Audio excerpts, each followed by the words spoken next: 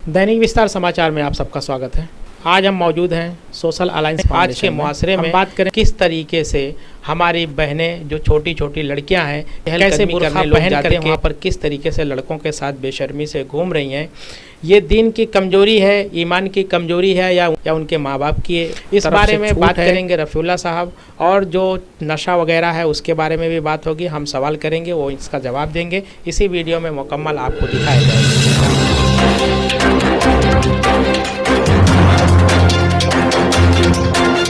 आज इसी ताल्लुक से आपसे सवाल करूंगा, जैसे कि मैं अपने वीडियो में बता चुका हूं, तो आप मुझे बताइए कि जो हमारे आज के नौजवान बच्चे हैं वो चरस, गांजा जैसे नशे की जो भी चीज़ें हैं पीते हैं, और गाली तो एकदम आम हो गई है उनके लिए। जो पहले मदरसे में बच्चे लोग ला इलाहा इल्लल्लाह मुहम्मदुर रसूलुल्लाह पढ़ते हुए घर से निकलते थे तो कलमा पढ़ते हुए पाँचों कलमा स्कूल तक जाते थे, अपने मदरसे तक। लेकिन आज बच्चा घर के बिस्तर से उठता है और बाहर निकलता है तो गालियों से शुरुआत करता है और रात को सोने से पहले तक वो गाली ही देता रहता है। क्या कमी है हमारे इस समाज में कि ऐसे लोग पाए जाने लगे? इसके पीछे मेन रीज़न ये है कि मैं अपनी बात, असल में जितने भी मसले हैं इस दुनिया में, हर मसले का सिर्फ एक ही सॉल्यूशन है कि जब एक बंदे पे कोई मसला होता है या फिर कुछ प्रॉब्लम इस समाज में आती है, जब तक कि वो इंसान उस समाज को अल्लाह के नबी या किताबुल्लाह की तरफ ना लौटाए तब तक कि उसको हल नहीं मिलेगा। इसी तरह मैं इस समाज का इस समाज में पाए जाने वाली जो आपने बुराई बताए हैं, इसका भी हल अल्लाह के नबी सल्लल्लाहु अलैहि वसल्लम ने पहले दे के जा चुके हैं। हम अगर कुरान पढ़ेंगे समझ के या फिर अहादीस का मुताला करेंगे तो इसमें मैं आपको मेन चीज़ बताता हूँ कि समाज में बुराई फैलने की दो बहुत बड़ी वजह होती है। समाज में बुराई फैलने की दो बहुत बड़ी वजह है। सबसे पहली वजह ये है कि उसको मैं एक मिसाल के ज़रिए समझाता हूँ कि जब मिसाल के तौर पर एक इंसान है जो समाज में खुलेआम नशा कर रहा है या फिर गलत काम कर रहा है, चोरी कर रहा है, आपने जैसा बोला है, तो उसको वहाँ कोई ना कोई रोकता है या बाद में जब उसके घर वालों को मालूम पड़ता है उसके घर वाले उसको चिल्लाते हैं या पनिशमेंट करते। लेकिन सवाल ये कि वही बंदा जो खुलेआम गलत काम कर रहा था, अगर वो एक कमरे में जाके चार दीवारी में बैठ के कोई गलत काम करेगा तो वहाँ सवाल उठता है कि वहाँ उसे रोकने वाला कौन होगा। बाहर तो समाज में लोग उसको रोकने वाले थे, लेकिन यहाँ कौन रोकने वाला है? तो यहाँ पर सिर्फ एक ही जवाब मिलता है कि यहाँ पर उसको रोकेगा सिर्फ अल्लाह का डर। तो कुरान कहता है कि अगर तुम्हारे अंदर अल्लाह का डर आ जाए तो तुम दुनिया के कोई भी कोने में रहो, कोई भी कोने में रहो जहाँ पे कोई चरिंद परिंद भी ना हो, अगर तुम वहाँ भी रहो तो वहाँ तुम अकेले भी रहोगे तो कोई गलत काम नहीं करोगे। पहली वजह ये है कि जब इंसान के दिल में अल्लाह का तकवा आता है तो इंसान बहुत सारी बुराइयों से बच जाता है। और इंसान के दिल में तकवा उस वक्त नहीं आएगा जब तक वो कुरान समझ के नहीं पड़ेगा। क्योंकि हमें जब तक अल्लाह का पैगाम समझेंगे नहीं हम, तो हमारे अंदर अल्लाह का तकवा, अल्लाह का डर नहीं आएगा। जब तक हम अल्लाह को पहचानेंगे नहीं तो उससे डरेंगे कब?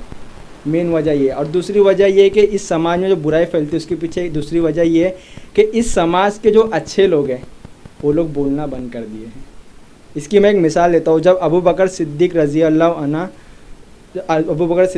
जब खलीफा थे तो उस टाइम पे उमर रज़ी अल्लाह अन्हु गवर्नर थे, 2 साल की खिलाफत थी, उस टाइम पे गवर्नर थे। तो उस टाइम पूरे अरब में एक भी क्राइम नहीं हुआ था। उसके पीछे जब रीज़न ढूंढा गया तो रीज़न ये था कि वो लोगों सहाबाओं ने क्या किए थे, कुरान की तालीमात को आम कर दिए थे, अरब की गली गली में फैला के रखे थे। तो लोग अबू बकर सिद्दीक और उमर रज़ियल्लाहु से नहीं डरते थे बल्कि अल्लाह से डरते। तो यहाँ तकवे से उनका हल हो गया। दूसरा उनके अंदर अच्छाइयाँ थी सहाबा में, तो उन्होंने वो अच्छाइयाँ क्या कि अपने अंदर नहीं रखे, जो गलत करता उनको आके पकड़ते थे। भाई तुमने गलत काम करे, ऐसा नहीं ऐसा है, ऐसा करोगे जहन्नम में जाओगे, ये अमल करो। तो लोग डरना शुरू हो गए और इसी वजह से समाज में बुराइयाँ ख़त्म होने लगी। और फिर हम जानते हैं कि आज दुनिया में ऐसी भी बहुत सारी कंट्री जो क्राइम फ्री सिटी कंट्री कहलाती है, मतलब क्राइम फ्री सिटी कहलाती है। उसके पीछे रीज़न ये कि उन्होंने क्या किए कि वहाँ के अच्छे लोग बोलना शुरू कर दिए, इसके लिए जो बुरे लोग थे वो दूर हो गए। इसकी एक मिसाल ये है कि अच्छाई एक उजाला है और बुराई क्या है, अंधेरा है। जब हम उजाला जलाते हैं तो अंधेरा दूर भागता है, यानी जब हम अच्छाई फैलाएंगे या फिर अच्छे लोग बोलना शुरू होंगे तो अंधेरा खुद ब खुद दूर जाएगा। तो मेन रीज़न ये है, अगर हम चाहते हैं कि हमारा समाज अच्छा बने, खुशहाल बने, यहाँ पे लोग नशा ना करे, लड़की को ना छेड़े या फिर गलत काम ना करे, तो उनको चाहिए कि अपनी जो इस्लाम की तालीमात है वो चार दीवारी में ना बंद करके रखे, बल्कि समाज के हर गली में, हर घर में उसको पहुँचाने की कोशिश करे और अपने अंदर तकवा पैदा करे कुरान को समझ कर। दूसरा सवाल आपसे ये है कि लड़कियां आज जो बुर्का पहन करके लोग देखते किस किस नज़रिए से, क्योंकि बुरखे के हिसाब से मुसलमान कहते हैं। अब उनके अंदर ईमान है नहीं है वो कोई देखने नहीं जाता है, वो ये देखते हैं कि ये बुरखा पहन करके जो है अपने बॉयफ्रेंड्स के साथ में पब्लिक प्लेस में जहाँ चहलकदमी के लिए जो जगह बनाई गई है वहाँ पर घूमते हैं। तो इससे समाज में बहुत बुरा मैसेज जाता है। तो जैसे मैं या आप या और समाज के कुछ लोग देखते हैं, तो क्या उनके घर वालों की नज़र नहीं पड़ते या उनके रिश्तेदारों की नज़र नहीं पड़ती है, ये सब नहीं देखते हैं? इसे रोका क्यों नहीं जाता है और क्यों इतना आम कर दिया गया है कि कम उम्र की ही, ज़्यादातर कम उम्र की लड़कियां ही घूम रही हैं? असल में अभी का जो दौर है जिसको डिजिटल कहा जाता है, टेक्नोलॉजी का दौर, इस दौर में ना जो यूथ लोग हैं, जो नौजवान हैं, लड़कियां और लड़के हो, उन लोगों को एक चीज़ ना जो इन्जॉयमेंट चाहिए, और वो लोग समझते हैं कि इन्जॉयमेंट ना जब तक कपल्स नहीं रहेंगे तब तक इन्जॉयमेंट नहीं है इस दुनिया में। जबकि ऐसी बहुत सारी कंट्री इस दुनिया में भी है, मेरे ख्याल से ना जो बहुत सारी कंट्री जो इस दुनिया में जहाँ पे ना लड़कियाँ भी रहते लड़के भी रहते, लेकिन वहाँ पे ना तुमको रोड पे कोई लड़की ऐसा खुलेआम दिखते हुए नहीं दिखेगी, क्योंकि उसके पीछे रीज़न उन्होंने लॉ ये बना के रखे हैं कि अगर कोई भी लड़की सवाल जवाब किया जाएगा उसको रोका जाएगा।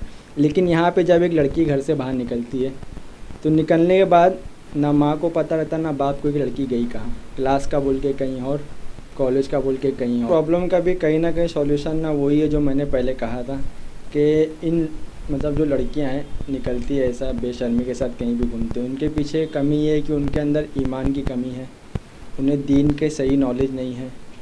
इसके पीछे मेन कमी ये है कि उनके जो पेरेंट्स माँ बाप हैं वो खुद उन्हें दीनदार नहीं बना पाते, क्योंकि अगर उनके दिल में ये तकवा रहेगा, इनके दिल में ये डर रहेगा अल्लाह का कि आज मैं ये गलत काम कर रही हूँ, कल को क़यामत के दिन अल्लाह ताला मुझसे इस बारे में पूछेंगे कि आपने ऐसा गलत काम किया था, तो उस टाइम पे वो लड़की जवाब नहीं दे पाएगी। अगर उसके दिल में ये डर रहेगा, आखिरत पे ईमान रहेगा, अल्लाह पर ईमान रहेगा, तो वो गलत काम करने के बारे में सोच भी नहीं सकती, करना तो दूर की बात है। तो मैं यहाँ कहूँगा कि मेन चीज़ ये है कि पहले तो माँ बाप को खुद दीनदार होना चाहिए। जब वो खुद दीनदार होंगे तो अपने बेटी को, घर का माहौल को, सबको दीनदार बनाएंगे। जब वो दीनदार माहौल होएगा तो पूरा घर दीनदार होएगा, इसी तरह समाज दीनदार, तो इस तरह ना दीनदारी फैलेगी, समाज में आम होगी। फिर चाहे एक लड़की अगर घर से बाहर भी निकलेगी तो वो गलत काम नहीं करेगी, क्योंकि उसके अंदर डर रहेगा, अल्लाह का तकवा रहेगा, उसके अंदर दीनदारी रहेगी, उसके अंदर ईमान रहेगा, वो कल को उसको अल्लाह को जवाब देना रहेगा, इसके अंदर ये डर रहेगा। इसकी वजह से वो डरेगी, घर से बाहर निकलने के बाद कुछ गलत काम करने से वो डरेगी। तो कहीं ना कहीं मेन रीज़न ये है कि उसके अंदर तकवा होना चाहिए और माँ बाप को, घर वालों को दीनदार होना चाहिए और साथ साथ में घर का माहौल भी दीनदार जैसा बनाना चाहिए। तीसरा सवाल मेरा आपसे है कि समाज में देखा जा रहा है कि जो ज़िम्मेदार हैं, जो जमात के ज़िम्मेदार होते हैं, वो लोगों के अंदर इस चीज़ की फ़िक्रमंदी क्यों नहीं है और इन सारी बातों को आम क्यों नहीं करते हैं कि इस तरीके से पेरेंट्स को रोका जाए या उन्हें समझाया जाए, रोका नहीं जाए, समझाया जाए कि आप अपने बच्चों पर नज़र रखो ताकि आपके बच्चे और बच्चे ऐसी गलत, जैसे नशा हो गया, नशा ना करें, बेशर्मी के साथ ऐसे घूमे नहीं, जिससे समाज में नहीं पूरी दुनिया में एक मैसेज जाता है गलत, सिर्फ बुरखा देख करके कि मुसलमान लड़कियां जो है आज छोटी छोटी लड़कियां अपने बॉयफ्रेंड के साथ पब्लिक प्लेस में एकदम सारे आम घूम रहे हैं, जिससे माँ बाप को और वहाँ के समाज को कोई फ़र्क नहीं पड़ता है। तो जो ज़िम्मेदार लोग हैं, क्या आपको नहीं लगता है कि उन्हें आगे बढ़ करके इस बात को जो है लोगों तक पहुँचाना चाहिए और रोकना चाहिए? ये बात तो एकदम ज़रूरी है कि ज़िम्मेदार को चाहिए कि वो लोग अपने घर के माहौल को, अपनी बच्चियों को दीनदार बनाएं, उनको दीन से जोड़े। जैसे कि हम ये सुनते हैं कि जो मतलब बच्चों का जो पहला मदरसा होता है माँ की गोद होती है, मतलब माँ जैसी तरबियत देना चाहे बच्चा वैसी तरबियत से निकलता है। हम ऐसे मतलब हिस्ट्री में अगर हम देखें तो कई सहाबियात ऐसी थी जिनके ऐसी तालीमात, जिनकी ऐसी तरबियत की गई थी कि वो आगे चलकर ऐसी नस्लें तैयार की कि वो नस्लें आज दुनिया में दीन को फैला चुके हैं। ऐसे कई सहाबियात हैं जिनकी नस्लें, जिनके बच्चों की ऐसी तरबियत की गई थी कि बाद में वो दीन को ऐसा फैला, वो लोग मतलब उनके अंदर इतनी दीनदारी थी कि वो लोग मुफस्सिर बने, मुकर्रिर बन गए, मुहद्दिस बने, मतलब मुफक्किर बन चुके, लीडर बने, बड़े बड़े कॉन्करर बन चुके। मतलब इनके अंदर क्वालिटी का पाई जब उनकी माँ ने उनके घर में उनकी परवरिश की उनको, क्योंकि पहले ज़माने में मदरसे नहीं हुआ करते थे, तो जो लोगों की तालीम होती थी वो घरों में होती थी और घर में सबसे पहले माँ बाप उनको तालीम देते थे, और जब माँ बाप उनको ये तालीम देते तो माँ बाप खुद उस तालीम पर अमल करते थे पहले, फिर उनको तालीम दिया करते थे। तो मेन चीज़ ये है कि माँ बाप को चाहिए कि उनको तालीम दे घर में, उनको जो मदरसा है, पहला घर का मदरसा वही है, उसके अंदर तालीम दे। और तालीम वो उस वक्त तक नहीं दे सकते जब तक खुद को उनको उस बारे में ना मालूम हो। तो जिम्मेदार लोग जो हैं कुछ समाज के, अगर उनसे बात किया जाए तो वो अपना पल्ला ये बोल करके झाड़ देते हैं कि आज जो मोबाइल चल गया है, ये मोबाइल की वजह से बेशर्मी बढ़ गई। इसमें कहाँ तक आप क्या सच्चाई मानते हैं और कहाँ क्या बोलना चाहेंगे? असल में हम किसी चीज़ को दोष नहीं दे सकते कि मोबाइल की वजह से लड़की को देते हो, तो उनको क्या ज़रूरत है देने की। अगर ज़रूरत पड़ती है तो उनके अंदर ये दीनदारी, ये तकवा पैदा करके दो मोबाइल, ताकि वो मोबाइल का सही यूज़ करें। जैसे कि मैं पहले कहा, मोबाइल का सही यूज़ करेंगे तो उससे गलतियाँ नहीं होगी, गलत चीज़ें नहीं फैलेगी।